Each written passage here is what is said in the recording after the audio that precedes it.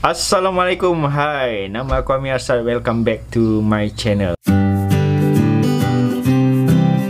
Alright, dalam video kali ini aku nak kongsikan kepada korang lagi tentang kisah perjalanan aku dari UK sehingga ke Malaysia melalui jalan darat ataupun dipanggil overland. Aku waktu tu terbang ke UK melalui Singapore. Aku naik melalui Changi Airport dan aku telah mendarat di lapangan terbang Gatwick di selatan London. Aku waktu tu cuma ada one way tiket je tau, dari Singapore pergi ke London. One way atau satu hala. Tapi sebenarnya kalau korang nak tahu, tiket satu hala ni sebenarnya tak selamat ataupun bahaya tau. Tak selamat sebab kenapa?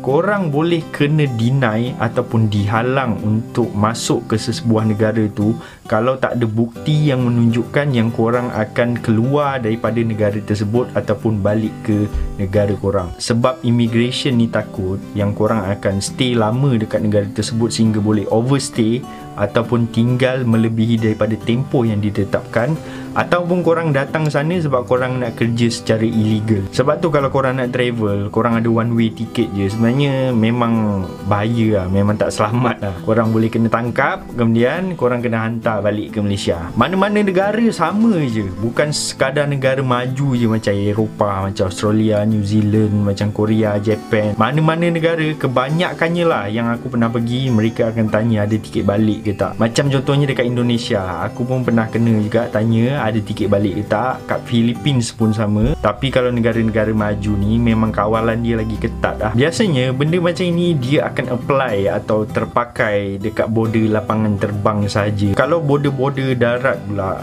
senang, dia tak ada leceh macam border lapangan terbang. Kebanyakan border darat semua senang lah. Aku pernah lalu semua lepas. Diorang tak ada tanya macam-macam, diorang tak ada tanya tiket keluar ke tiket balik ke apa semua. So ini pertama kali lah aku beli tiket one way saja, dan negara yang aku pergi tu negara Europe pula tu. Memang sepanjang 13 jam perjalanan daripada Singapore terbang ke London tu, aku sentiasa fikir je, cuak takut babe. Sebab aku memang dah plan, aku dah ada impian aku nak travel overland atau melalui jalan darat dari UK sampai Malaysia. Tapi kalau aku tak lepas untuk masuk ke UK, macam mana aku nak merealisasikan impian aku tu kan? Sebab first stage je dah gagal, dah kena tangkap, lepas tu kena hantar balik Malaysia. Then bila kapal terbang tu dah mendarat dekat London, dekat airport Gatwick tu, walaupun kapal terbang dah mendarat, Alhamdulillah dah sampai, tapi aku tak boleh lega lagi sebab ada satu stage lagi yang aku kena lepas, iaitu immigration. Lepas turun je dari kapal terbang, ramai-ramai lah semua pergi ke kaunter immigration dan menunggu giliran untuk lepas, untuk masuk ke United Kingdom secara official. Dan bila beratur tu,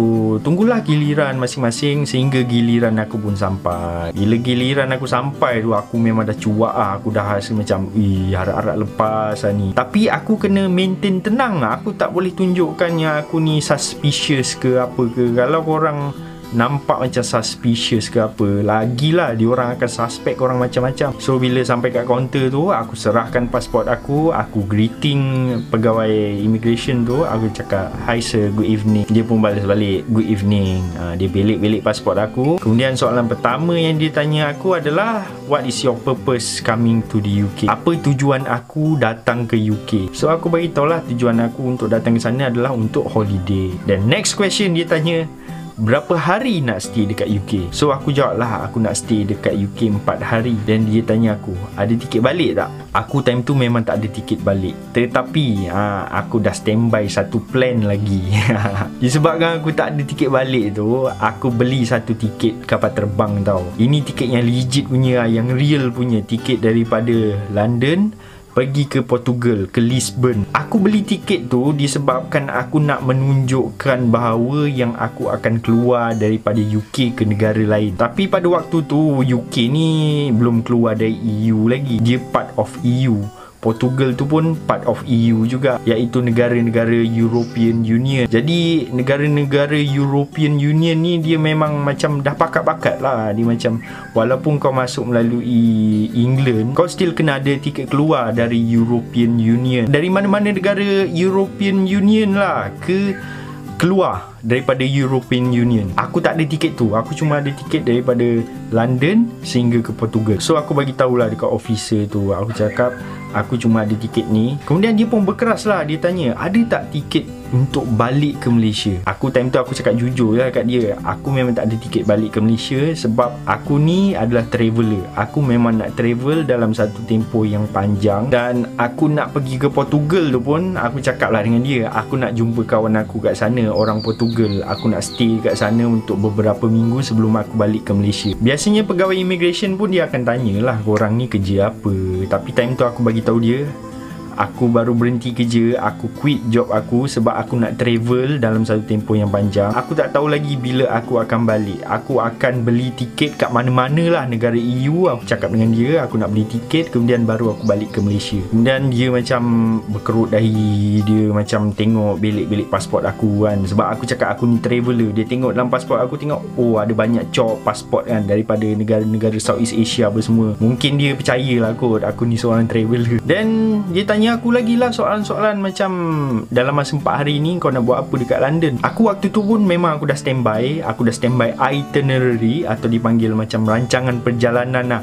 Hari pertama aku nak buat apa, hari kedua aku nak buat apa, hari ketiga aku nak buat apa, mana tempat-tempat aku nak lawat dekat sekitar UK ni. So aku tunjukkan lah dekat dia, aku bukan setakat buat dekat UK, aku buat yang dekat Portugal, negara-negara lain juga adalah sikit-sikit aku buat. Biasanya memang pegawai immigration pun akan tanya korang apa korang nak buat, jadi korang kena tunjukkan itinerary tu untuk meyakinkan dia yang korang ni adalah seorang turis. Korang datang nak travel, korang datang nak melawat negara diorang. So aku tunjukkan lah buku aku tu. Kat dalam tu aku tulis semua. So dia tengok satu tengok dari depan sampai belakang dia tengok. Dan dia tanyalah kat London nak stay mana. Aku pun waktu tu aku tunjukkan lah, aku dah print out receipt booking di mana aku punya penginapan dekat London tu. Aku dah print siap-siap, aku tunjuk kat dia. Tiket yang aku nak pergi ke Portugal tu pun aku tunjuk kat dia, aku dah print out siap-siap. Kemudian dia pun tanya aku, berapa bajet aku dalam trip ni. Aku pun cakap lah, lebih kurang dalam 2,000 pound lah bajet aku lebih kurang. Aku kat situ berdiri lama gila babe. Orang yang dekat kaunter lain semua dah lepas.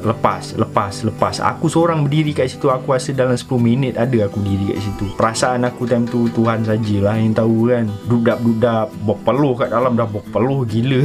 Lepas di bilik-bilik apa semua tu, lepas tu baru aku dengar satu bunyi yang sangat best gila bagi traveller, iaitu bunyi cekek. Bunyi pasport korang kena stamp atau kena cop. Dan dia serahkan balik pasport tu dekat aku, dan dia ucap kat aku, welcome to London.